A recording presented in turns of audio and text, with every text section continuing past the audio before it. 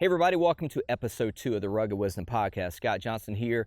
I wanted to just give you a heads up about today's episode. I'm so excited about, we get a chance to talk about some topics that are a little bit off the beaten path. They're part of history, but they're interesting. Today we're talking about war elephants in Israel. Now I know you might be thinking, I've never heard about elephants in Israel, that's a thing, or war elephants. But really this is a historical episode where we're talking about Alexander the Great and the issue of legacy and what happens if you don't make sure that your empire is secure. And so this is a question about, what should I be thinking about for legacy? And well, do I want my successors fighting it out on elephants? Well, that's what we're going to get into today. Also want to tell you, what can you expect from the Rugged Wisdom Podcast?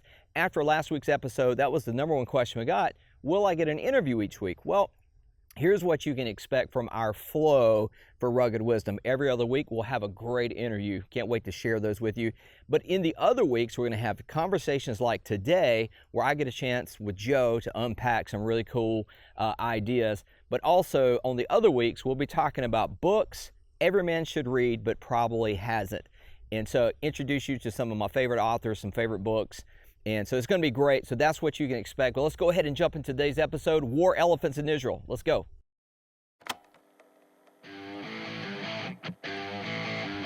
Welcome to the Rugged Wisdom Podcast, hosted by myself, Scott Johnson, and my buddy, Joe Wedra. Join us each week as we discuss timeless truths, share great stories, and create momentum in our daily lives. Don't forget to like, subscribe, and share wherever you enjoy this podcast. We'd greatly appreciate it. And now, let's get on with the show.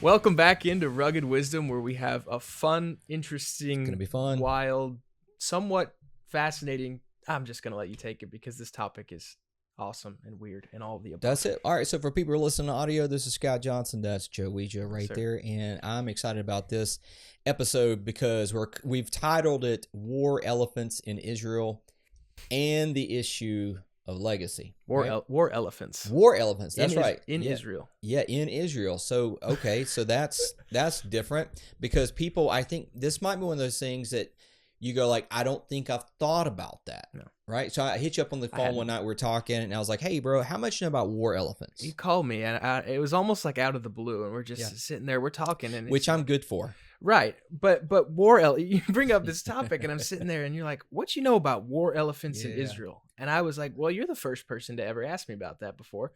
Nothing. I know nothing about war elephants in Israel. So that's what we're going to hopefully walk through today. Full disclosure, 43 laps around the sun, and it was in my 43rd lap around the sun that I ever actually thought about it or actually read about it. Like, whoa, hold up. Like, that's the thing that actually happened.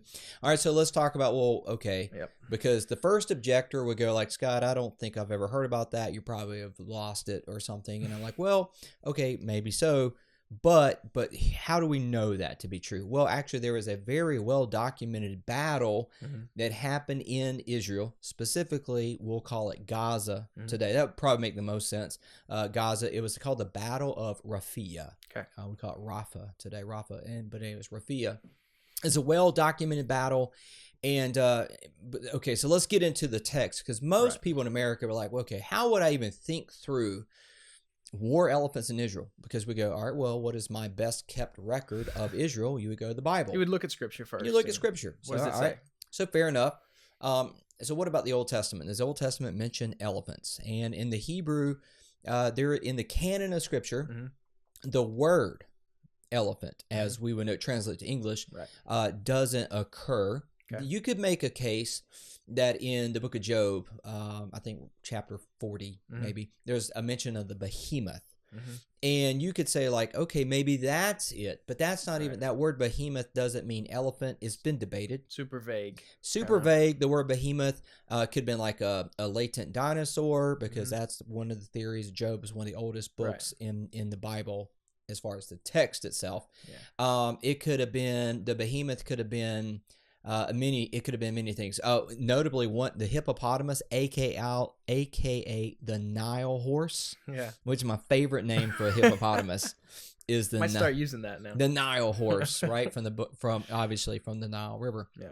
But the word elephant doesn't occur in the Hebrew. Now, okay, what about the New Testament? So Koine Greek, with Aramaic that's sprinkled in there. There's not an occasion of elephantos in the Greek there.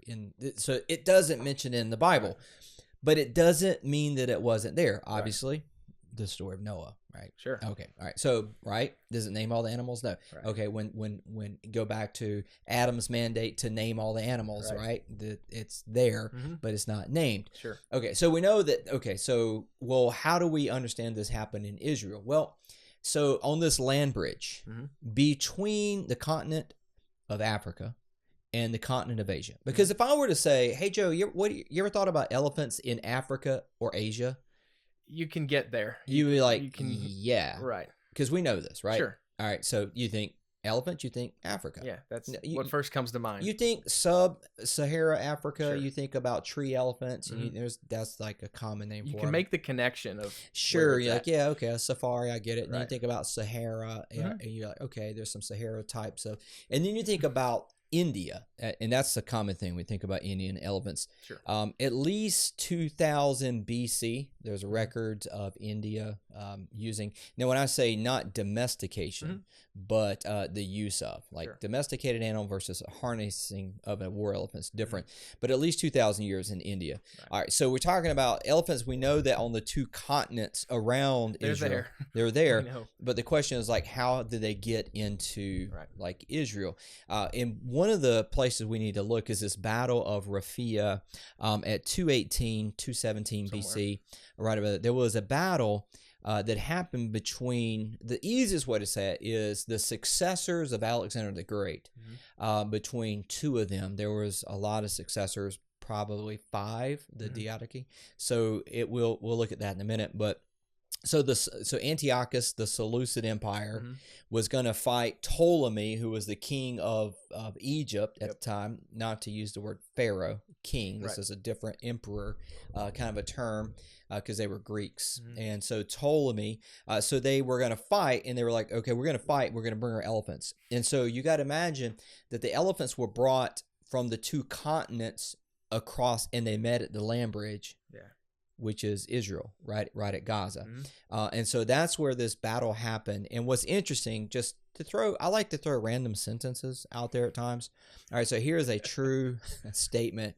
If you're going to pick a fight with your elephants, don't bring your inbred elephant. Man, we're going to clip that one.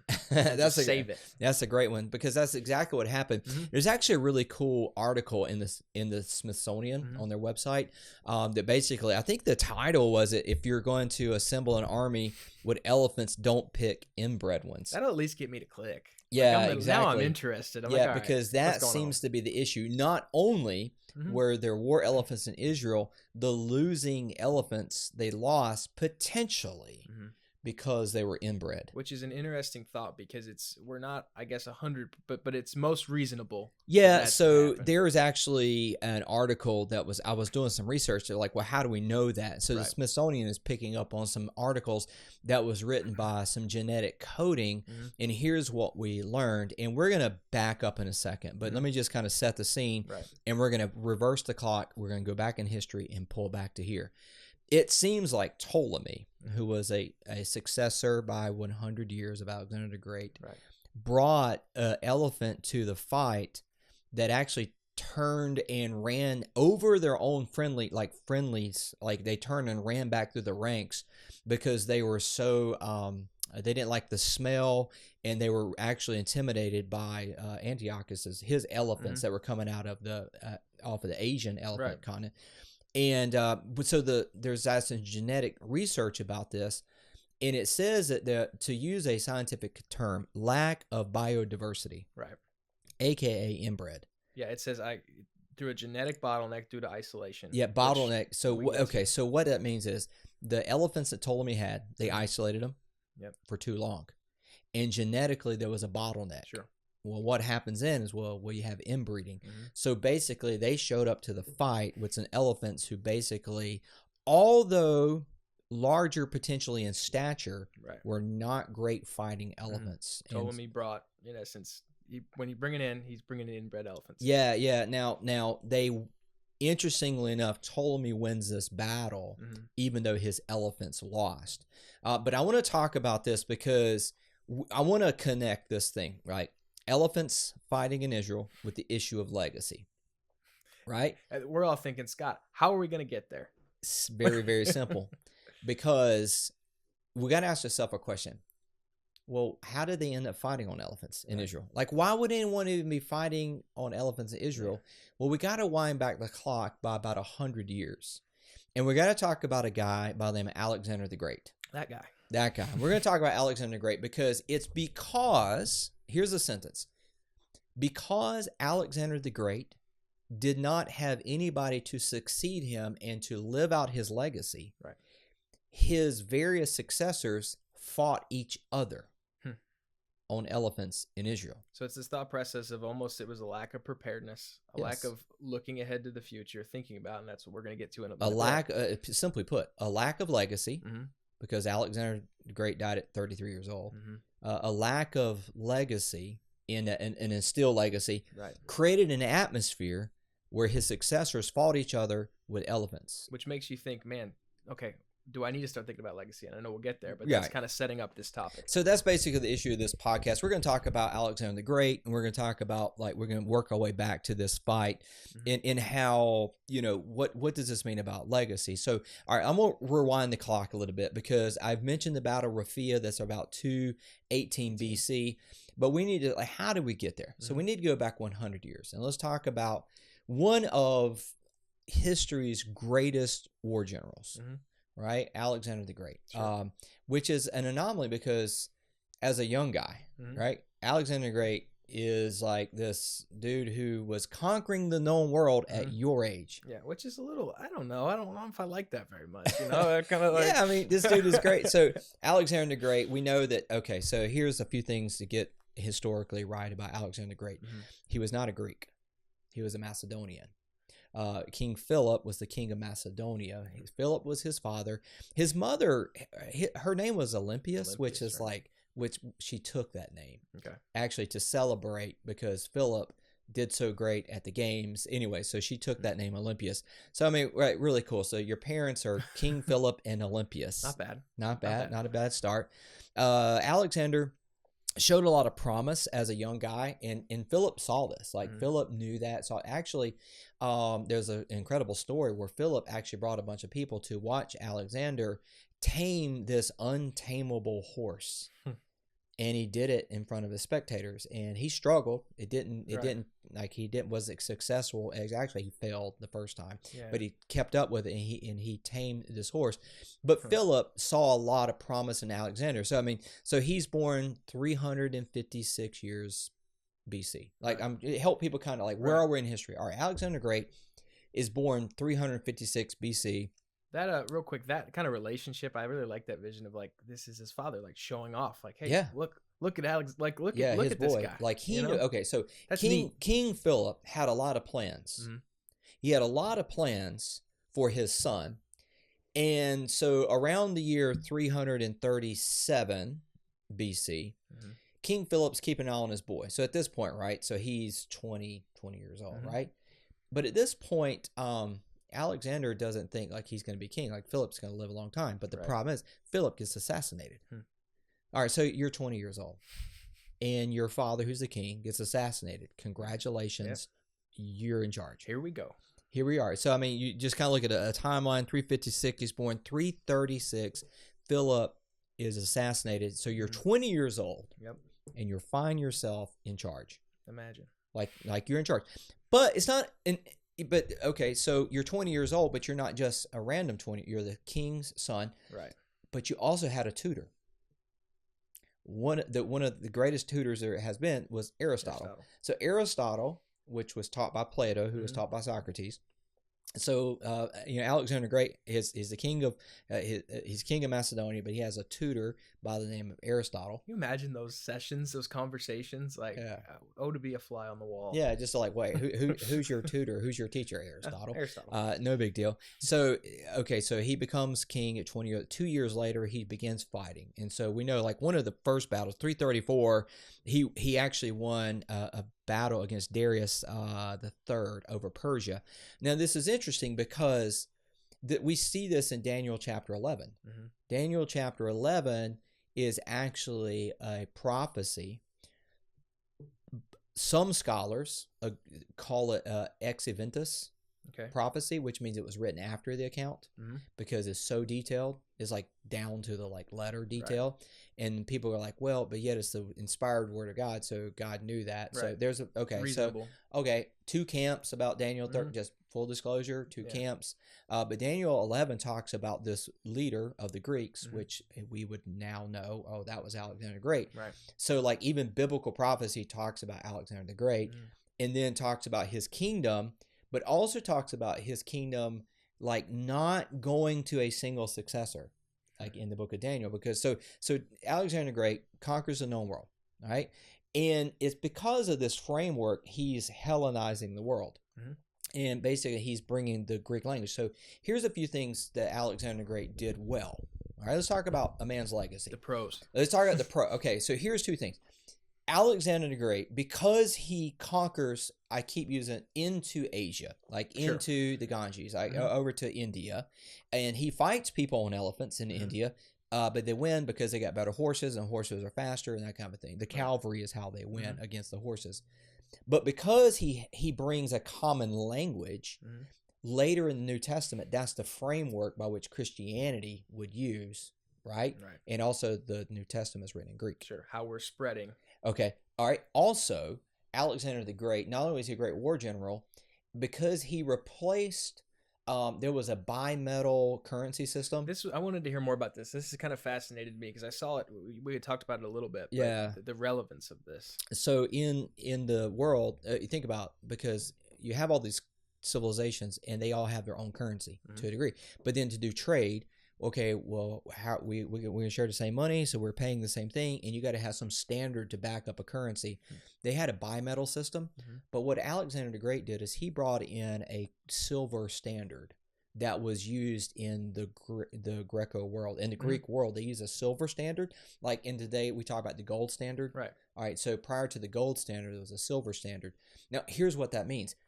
And Alexander didn't just go fight people. Sometimes they were like, open the door, let this guy in, because he was bringing in trade and commerce, and he opened up the pocketbooks of the whole Persian world. What a benefit.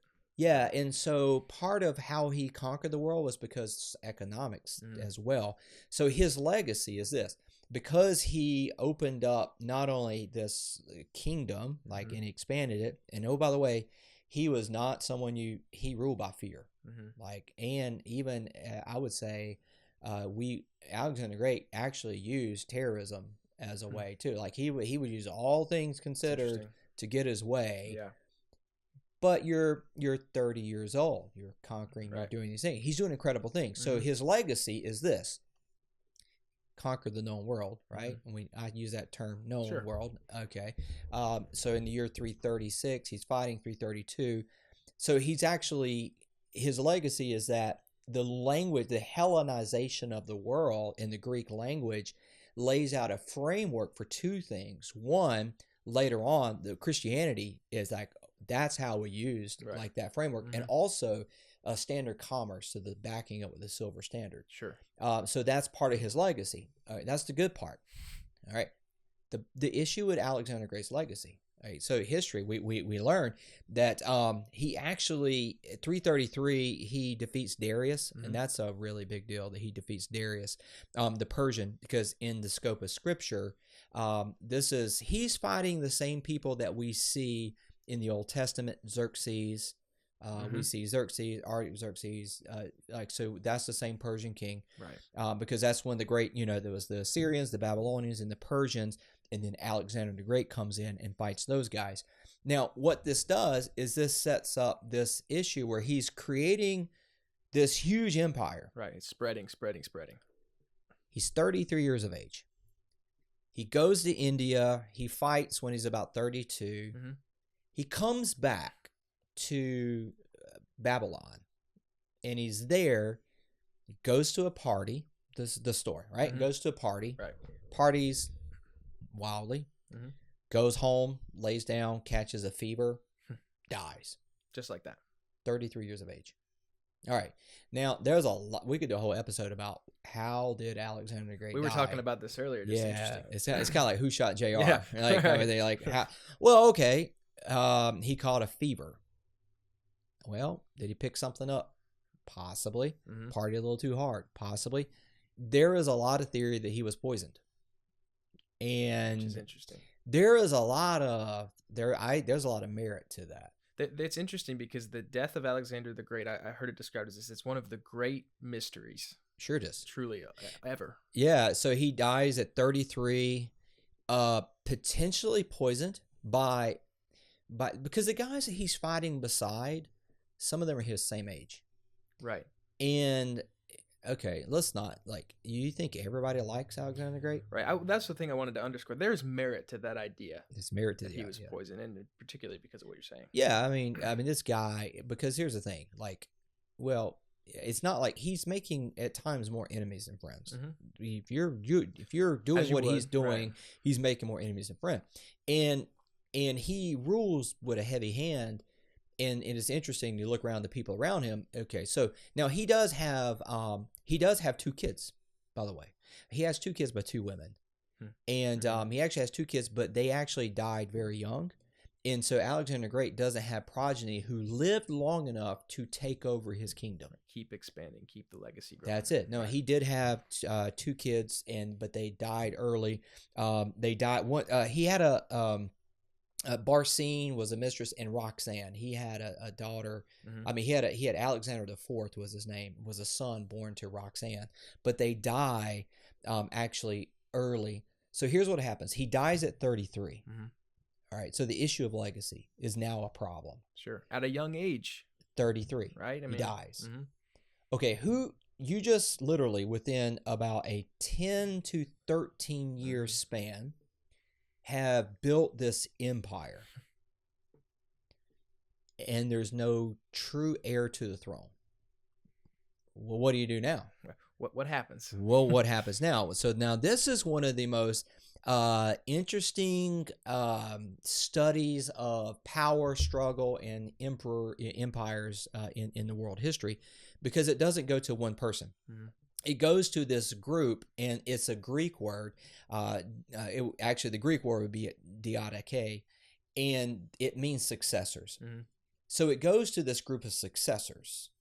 And the group of successors is kind of is a combination of people like Ptolemy, Antigonus, Cassandra, Seleucus, and so that's like 4 of them. There's about 5 of Right. those, and these guys actually, the empire immediately, in a way, breaks apart. Which is interesting because a lack of structure, a lack of Yes. legacy, if you want to say, leads to all of this Exactly. chaos. It leads to truly. chaos, and so Alexander the Great conquered the known world in about a 10 to 13, 15 year span, which brings up this question, like how can a business, can an empire, can something grow too fast, too quick without the structure to sustain Without it? a foundation.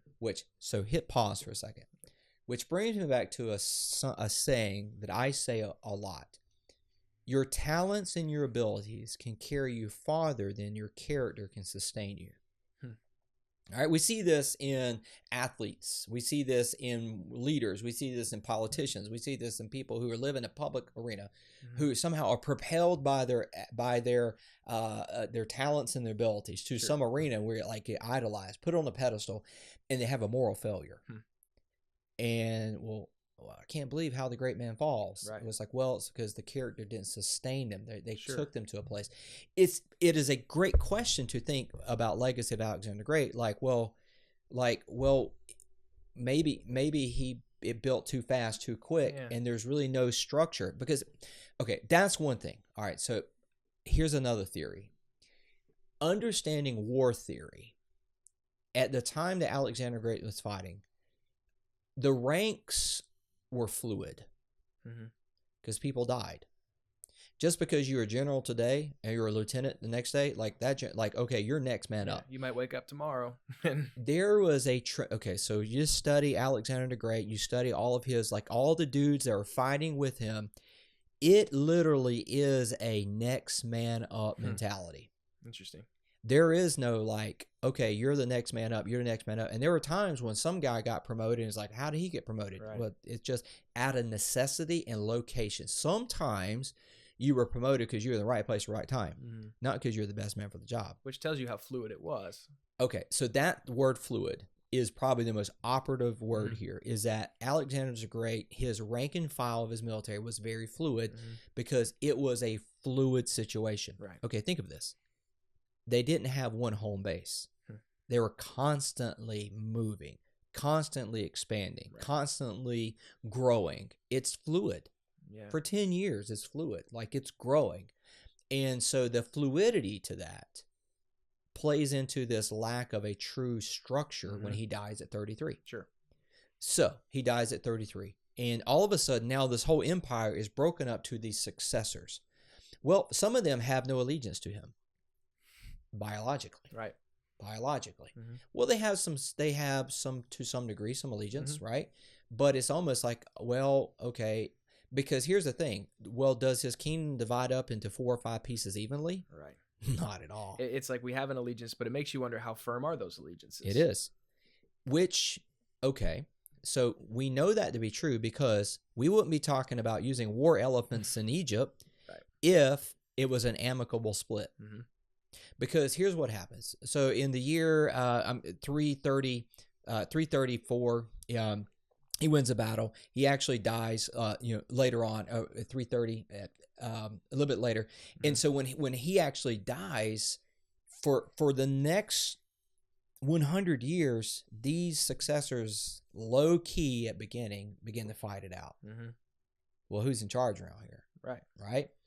And for 100 years, that fight continues. Sure. All right.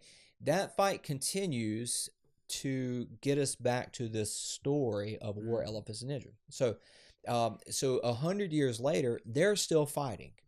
Now, the fight actually brings us to this. Well, they're fighting in Israel. So you have Ptolemy, who was part of that empire in Egypt, right outside of Alexandria.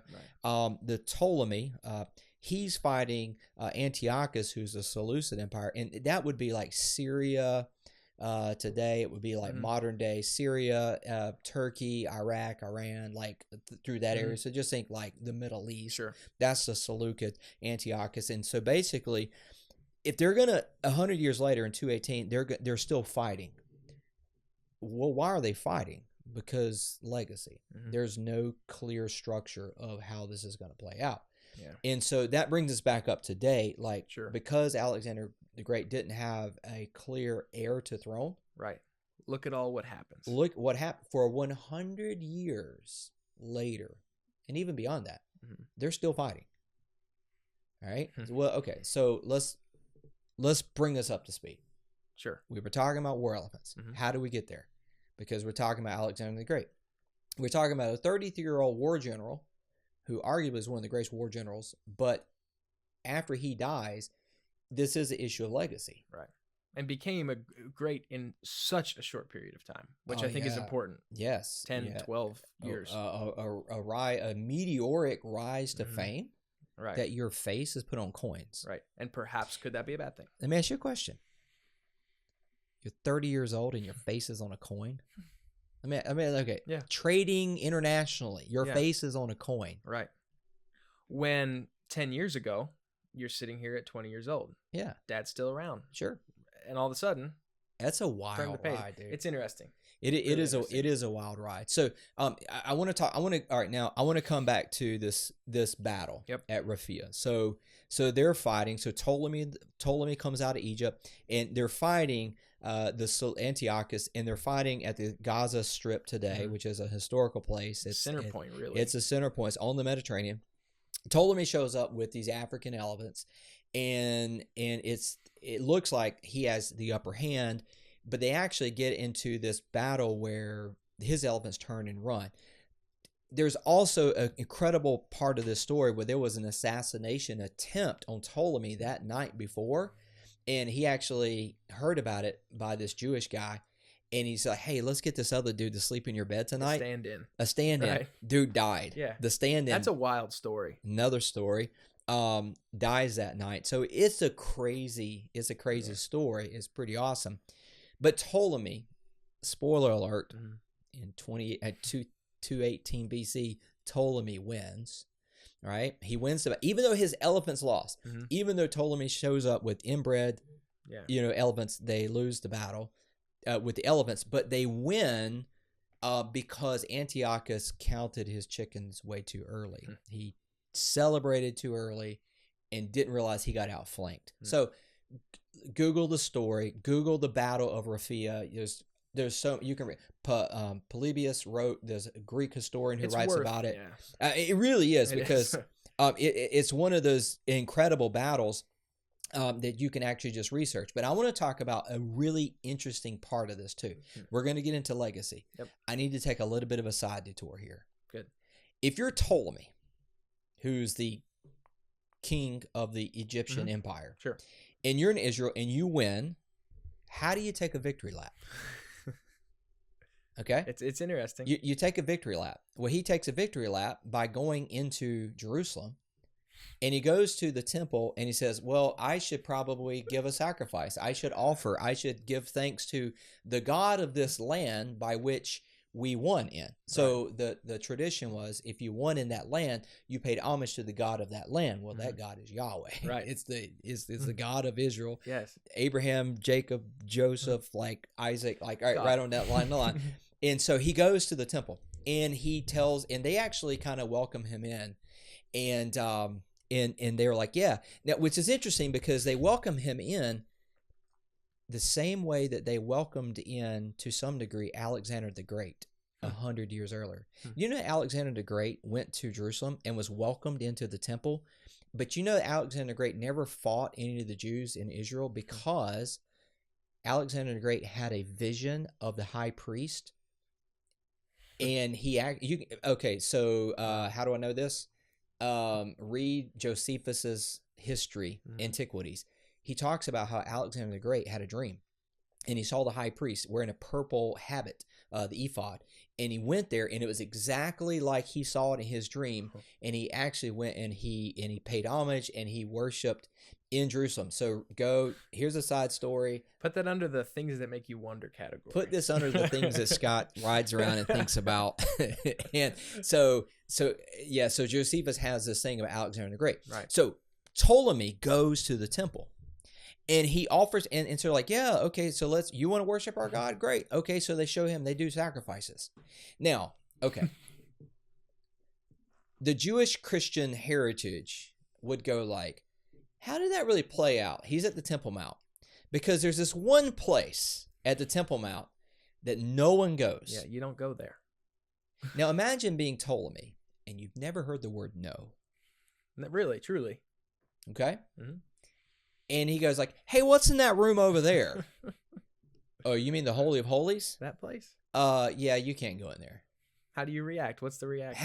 How do you react if you're the king of an empire? You just won a battle. Now you've literally tripled the size of your empire because Seleucid Empire was larger than it was. Not just a +1. He tripled the size of his empire. Now he controls the upper part of the African continent and all through into the borders of Asia. All right. You go to Jerusalem and you tell the high priest guy, like, I want to go in that room. And the high priest says, you can't go in that room. And he strolls, right? Just strolling. Oh, he's strutting. He's peacocking. And he's like, no, I want to go in that room. Like, listen, bro, I don't. And so they read to him from the Torah.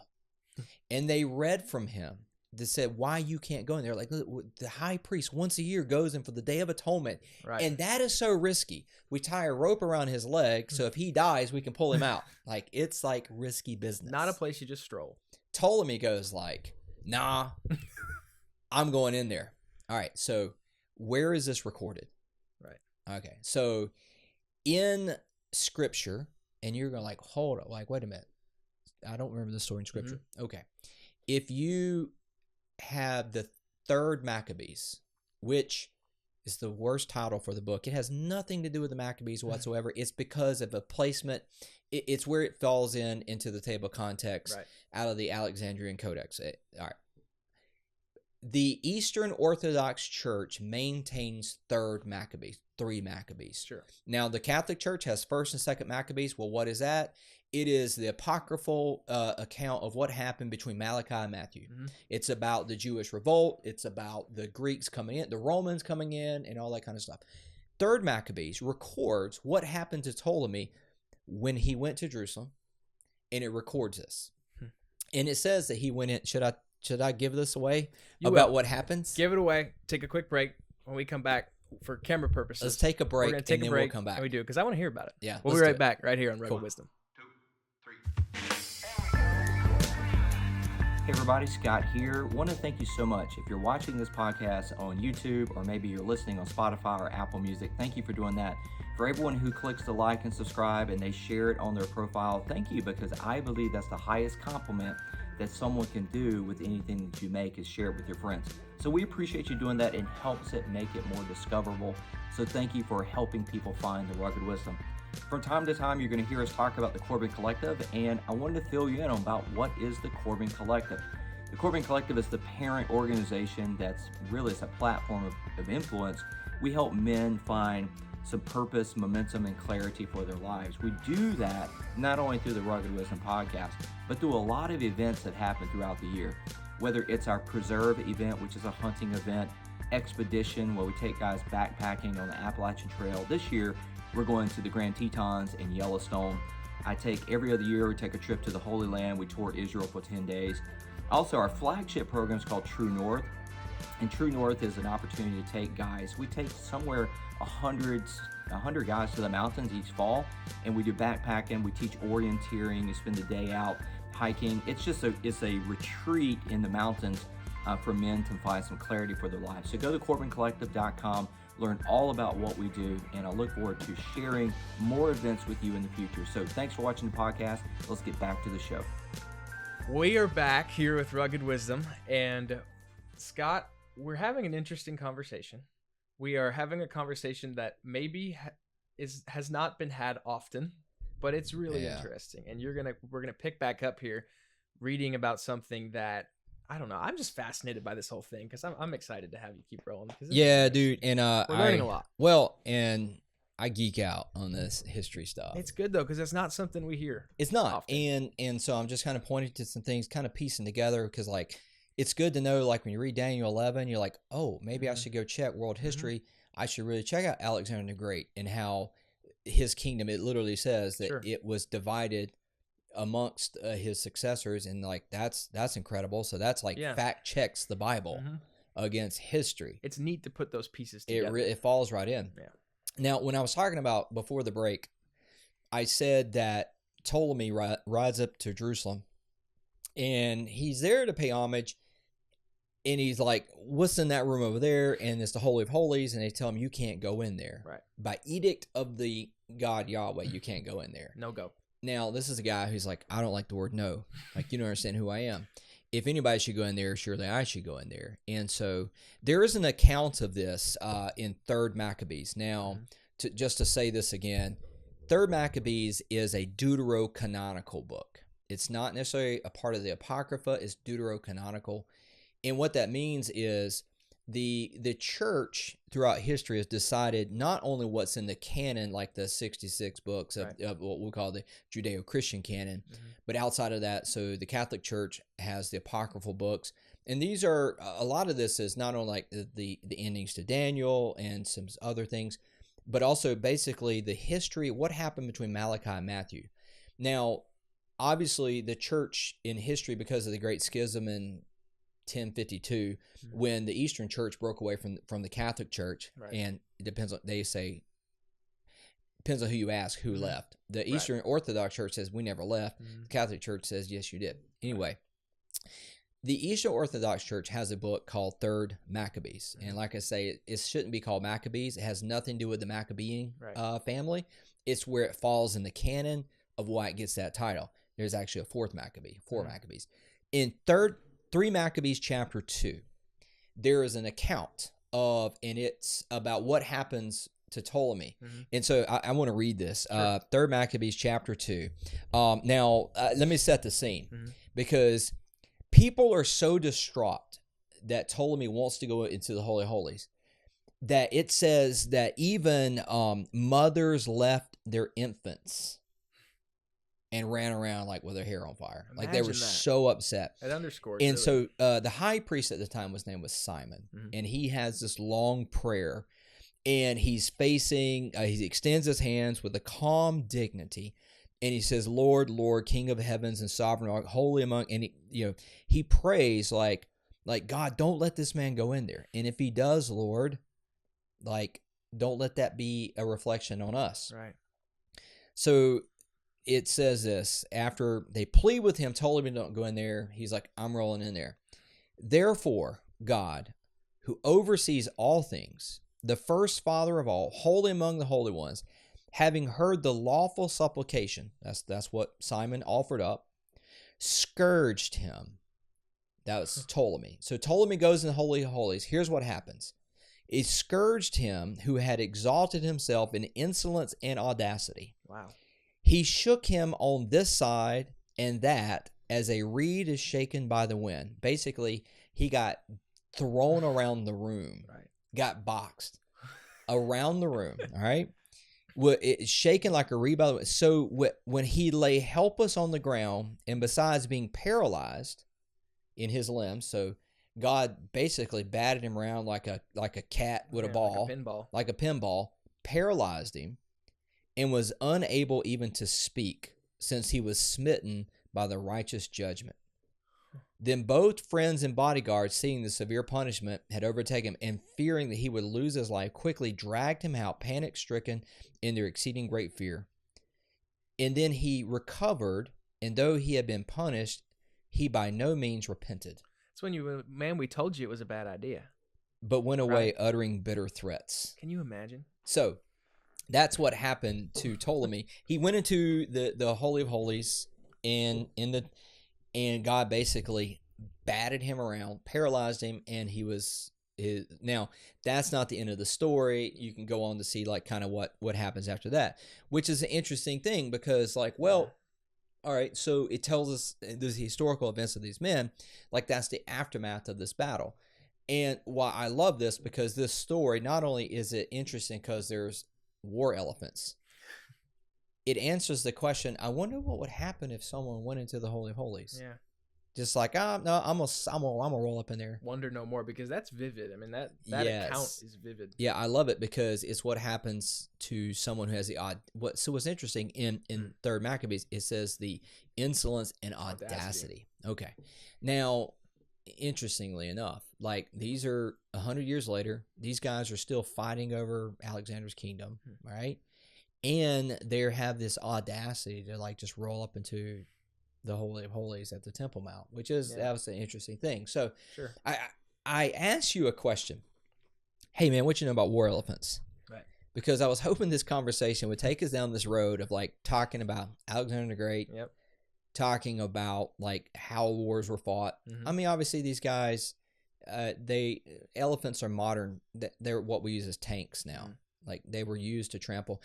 If you want a little side history, you could read how back in Egypt, the Jews were all rounded up and they were put into this, it was kind of like a amphitheater, and they were going to basically be trampled by elephants.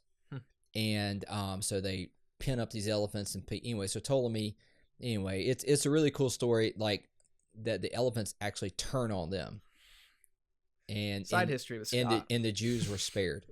But I wanted this conversation to be about like, man, here's some really cool stuff in history, and it overlaps with the Bible, and it totally legit makes the Bible like, that checks out. Makes sense. This is the most interesting thing, because what I love to do is to make history interesting, and make the Bible like, not that it's not interesting, but you're like, dude, there's some insane stuff. Well, segueing into legacy. One thing, we'll go back a little bit to what we talked about, but Alexander the Great dies. Yes. There's this 100-year period where we described it as it was fluid, but it really was chaotic. There was chaos. There was no leadership. You would argue, and I would agree, that stems from a lack of, you can call it a cornerstone, you can call it a foundation, whatever you want to do. That kind of stemmed from the idea of, hey, we grew really fast. This empire spread over 10, 12 years. Yes. All of a sudden, we hit a crossroads. Alexander the Great dies. Now there's chaos. Mhm. Would we say because there was a lack of legacy? Well, okay. So should we take it hard on the guy? That's a Right. fair question about Mhm. legacy. And when? Okay. Well, when should a man start thinking about legacy? As a Christian man, All right. when should we be concerned with this thought process? Well, can we study this? Let's ask this question. Is it ever too early to start thinking about legacy? Mhm. All right. And I would say no, because there are some people who would say, man, I don't really know where I fall in this whole thing of legacy. Like, should I even be? There's a quote, Zinzendorf, Mhm. right? I think I threw this quote by Nicholas von Zinzendorf. He was a Moravian guy in the 1700s. I'd like to do an episode one time about the Moravians because my family was Moravian. Like my part of my heritage was We'll Moravian. add it to the list. Add it to the list. Out of Chapel Hill, actually out of Winston-Salem, North Carolina, by the way. We can definitely add it to the list. Yes, now I said that. It was, yeah, so I actually have family in the Moravian Cemetery in Old Salem.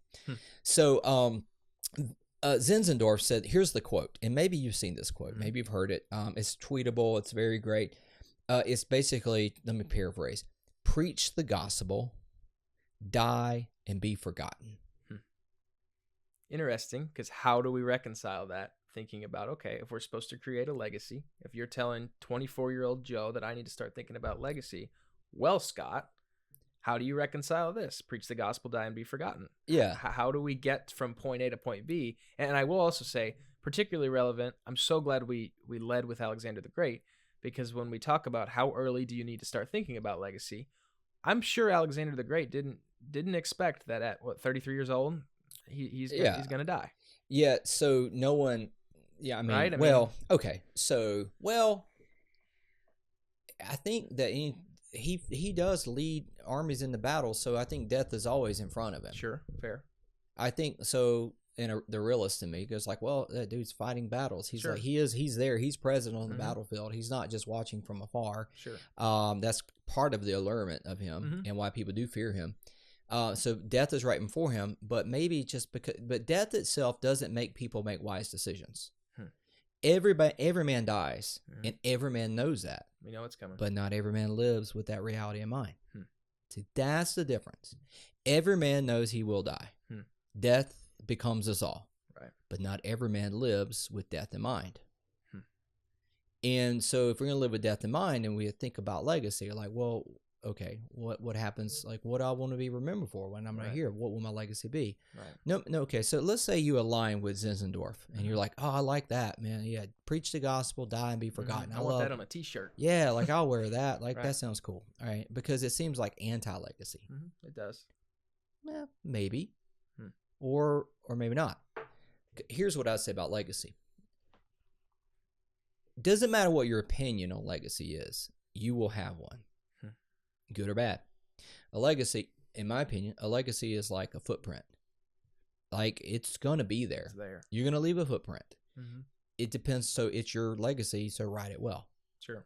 Write it well. So let me balance out with scripture with Zinzendorf.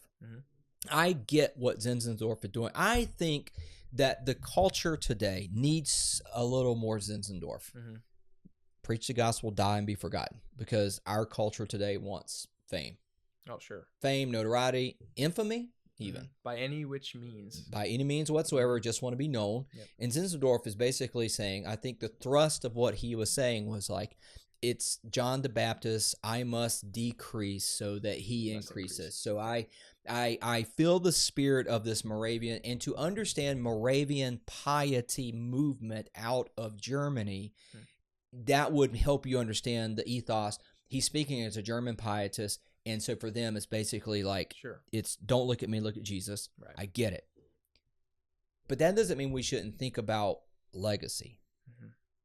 I think it should probably mean like die and be forgotten. It okay, I get that. But so Psalm 112. All right, here Psalm 112. Light shines in the darkness for the godly. This is verse 4. I'm jumping in. They're generous, compassionate, and righteous. Good comes to the house who lend money generously and conduct their business fairly. So like how you live matters.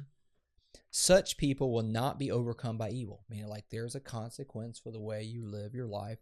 Those who are righteous will be long remembered. That's the NLT version of that. That's one way to say it. That they will be long remembered. Another way that bases in that they will be remembered forever is how the NRSV actually translate it. And so here's the thing: like, what we do in our life matters, Right. and legacy matters. And so if us talking about Alexander the Great could be a cautionary tale. So, like, it's one thing to go chase down the world. Right. But what if you gained the whole world and you end up losing it because you didn't think about how to secure it for the long haul? My thought process as you're talking, and I'm thinking with this quote in the background, is what if this Zinzendorf quote is almost the starting point for how we craft a legacy? Well, when I first read it, that's what I was thinking, right? Preach the gospel, die, and be forgotten. Right. We can take that literally, or we can, in my mind, take it as a jumping off point. Okay, I'm going to create a legacy. Like you just said, it's Right. like a footprint. My legacy is going to be there whether I want to believe it is or not. Years down the road, they're going to remember me for good or for bad, however they're going to remember me. So with that in mind, what if we almost take this quote as, okay, preach the gospel, die, and be forgotten. That's going to be my starting point. Now let me build a legacy. Is there merit in that? I would think so. But I would say that it's kind of like start with the right things in mind. This ain't about me. Sure. I use that. Like, so at the church I work at now, we used to have these core values that we used to talk about a lot. When it's not about me, but the ain'ter person in me, I would always say it ain't about me. Ain't about me, right? And so much so that someone made a T-shirt for me one time because that's how I said it. Sure. It ain't about me. But I think that's a great place to begin when you think about legacy. It's like, my legacy is not built around me. It's a legacy that I want to leave that points people to Jesus. Sure. So it can't be about me, right? That's kind of the whole point. Right. There can only be one God. Sure. And it also reminds me of the idea of like a life lived for others is a life worth living. Exactly. You're thinking about when you craft legacy. I think it's easy for where we're at in society to say, okay, when I craft a legacy, it's very individualistic. You know, Joe, what did Joe do? What did Joe do with Joe's life? What did Joe accomplish with Joe's life? It's easy to make it, I guess for lack of a better phrase, it's easy to make it about me when what if legacy is incredibly external? Right. Because arguably legacy is all external. Legacy has nothing to do, and this might be an interesting school of thought, but legacy has nothing to do with really what I accomplished as an individual. Isn't legacy more so what I gave, what I provide, rather than what I accomplished? Well, okay, so that's fair. Maybe we should really define what we mean by legacy. What is legacy? Legacy, I guess, right? Well, okay. Here's one layman's term for legacy: is that which lives beyond me. Right? Okay. Let me break it down a little bit further. So at True North, this is a teaching that we do at True North through the Corbin Collective. We talk about moving from a life that is subtraction, where I'm just a consumer and I'm just consuming and it's all about me, to a life of addition, which is like, okay, I'm adding value to the world. I'm becoming a contributor, right? So I'm moving from being subtraction to addition. It's like, okay, maybe I need to give more than I take. I need to leave the world a better place. But what Jesus calls us to do through the power of the Holy Spirit is to move to a place of multiplication, which is, okay, if you live a life just like, I'm just adding a little bit, like, well, that's influence. We talk about influence, but influence isn't legacy. Influence is what you have when you're in the room. Legacy is a conversation about impact. An impact is why I call it a footprint. Sure. Is what you leave when you're no longer in the room. Because we're talking about Alexander the Great. Well, what happens when he left the room, when he left the earth? Well, they for over 100 years fought over like what he built.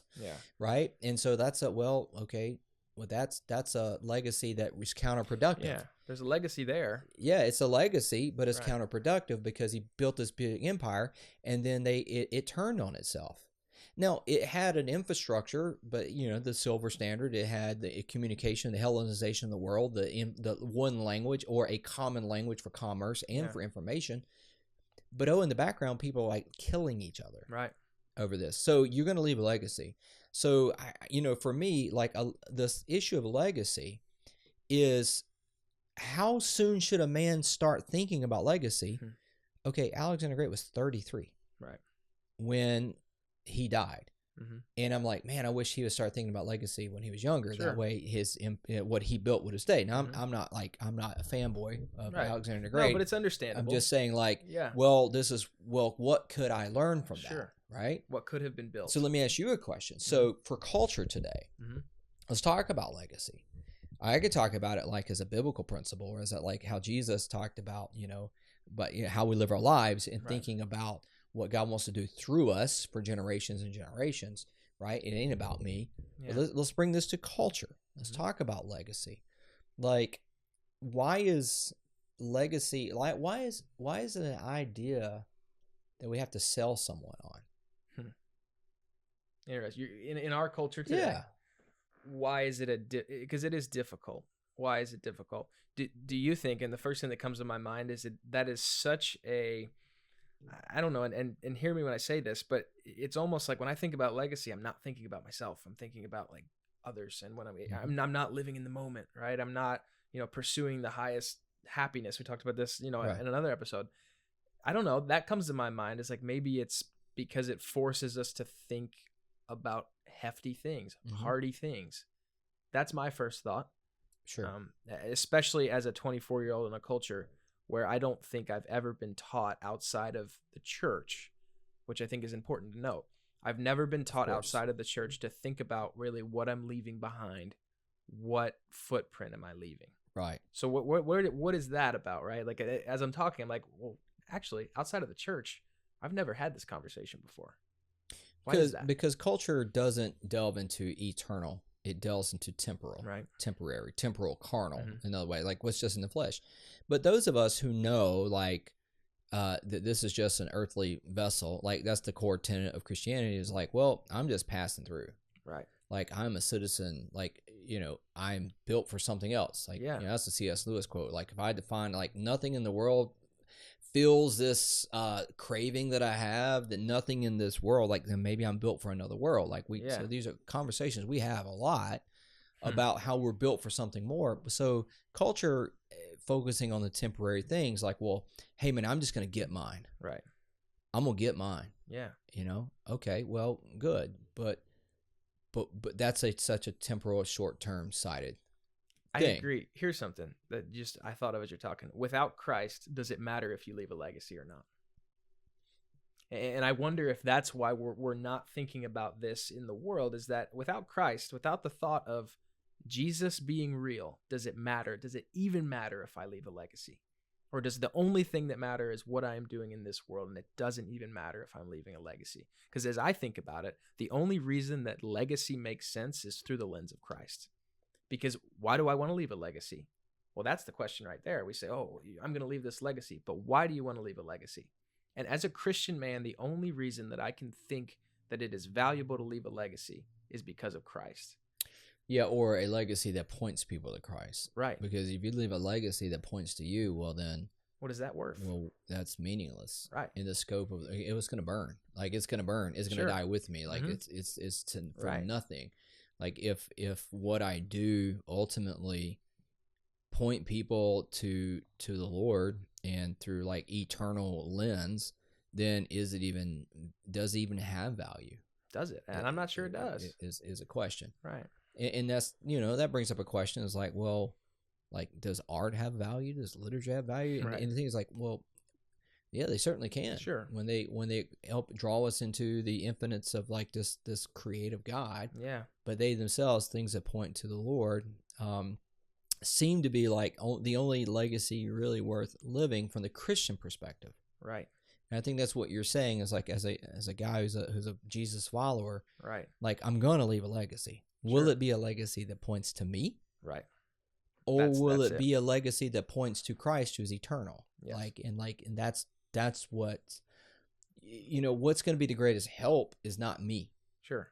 but pointing people to Jesus. That's Right. that's the help. And this is very real-time wrestling of thinking, man, like what does this word legacy mean? Because when you put it in the perspective of being a Christian, to me, I think about you're either leaving a legacy about yourself or you're leaving a legacy, a true legacy pointing to Christ. It's interesting. Yeah, I think that there's a lot there. So what do we want to come from this is we go a long ways to ask this one question is like, so what if you're like the greatest at what you do? Alexander the Great. Why is he called Alexander the Great? Yep. Okay, so why did I choose this topic to talk about legacy? So what if your name is Alexander the Great, but you don't leave anything that's going to outlive you? People are going to fight over everything you work. Like, it's going to cause more chaos, and you're going to leave chaos. Sure. Which is the greatest irony of the name Alexander the Great. Yeah. What did you leave behind? What did you leave behind? Truly. And so, yeah, he conquered no world. Which, okay, so, well, what does that mean? All right, so a guy who's watching this, the guys who's listening to this, are like, man, okay, cool story. Right. You lost me a little bit. How does it apply? All right, well, how does it apply? So I would simply say this. Go be great at whatever you do. Yeah. But unless at some point, if it doesn't add to the value to the world in such a way that it leaves the world a better place and ultimately points people to eternal things, is it even worth it? Right. And then is it great? And is it great? Or is it just good? Right. Because good can be the enemy of great. Sure. So, okay, what if a man listens to this episode and goes like, okay, if anything, maybe I just need kind of a little gut check here. Mm-hmm. Is what I'm doing worth risking it all on? Is this worth it? Like, what I'm working on right now, what am I trying to achieve outside of providing for my family? Mm-hmm. You know, providing for the needs of my family. Am I building something that's going to last? Yeah. Is it worth it? Will it last? Hmm. You can ask the question for Alexander the Great. Did it last? The answer is not really. It did, but it didn't. It's like the footprint. The footprint was left, but what kind of footprint? But what kind of footprint was it?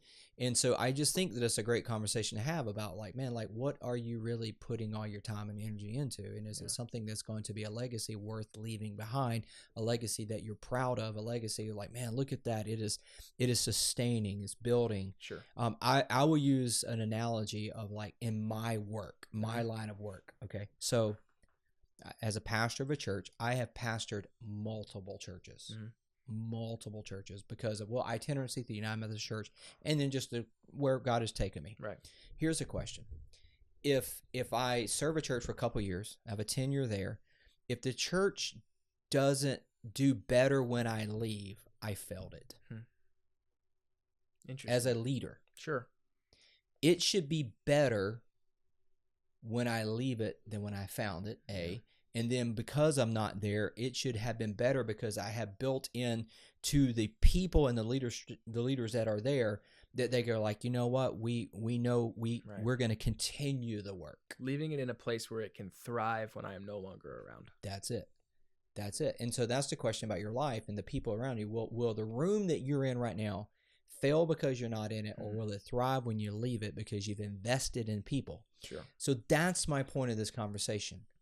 It is apparent to me that Alexander the Great had not invested into the men around him, that they had a common vision. Because there was no common vision and he didn't invest into the men around him, the kingdom turned on itself. Sure. So in our families, in our communities, if we're not investing into people around us with a common vision, whatever you're doing right now will fail. Well, that's interesting because it puts everything in perspective with that way. And you think you said gut check earlier. Yeah. It's a gut check. Sure it is. Is what I'm doing going to last? That's it. Everything. I think that's a great question to end on right there. I agree. As we wrap it up, I think the one thing I will say is that I think we answered the question of when do you need to start thinking about legacy? And I think ultimately it's not too early. Never. As a 24-year-old, you're listening to this, I mean, you're going to have some teenagers listening to this. Sure. It's not too early to start thinking about never legacy. too early to be thinking the question, hey, is what I'm doing actually going to mean anything and for eternity? Like, is this just going to die with me? Right. Or is this going to outlive me in such a way that people will be better off because I actually lived here? Sure. Because I did something. Yep. Or is everything I'm doing in vain? Right. I mean, I think it's a sobering and a kind of a gut check question, but a question you will never hear culture ask because culture doesn't think about such things. Nor do they think about war elephants in Nor do Israel. people think about war elephants in Israel. So, man, this has been fun. Yeah, it's what we're here for. It's what we're here for. Rugged wisdom. It's like wisdom is like, where did that come from? Yeah. But Sometimes you still don't know, but I think we tied a bow on it. I'm excited about it. I love it. Dude. Another great episode. Super excited. We're just gonna keep trucking through these topics. We're gonna continue to have interviews, continue to have topics. We're gonna go through some great books. It's gonna be a lot of fun. I don't know if we'll mention. We will mention war elephants another time. Yeah. I don't know. We might sneak it in once every episode. Try to bring war I've got elephants all in. kinds of fun things that we could talk about. Well, it's going to be a lot of fun. Thank you so much for listening to Rugged Wisdom. Scott Johnson, Joe Wedra. Thanks so much. We'll talk to you next time.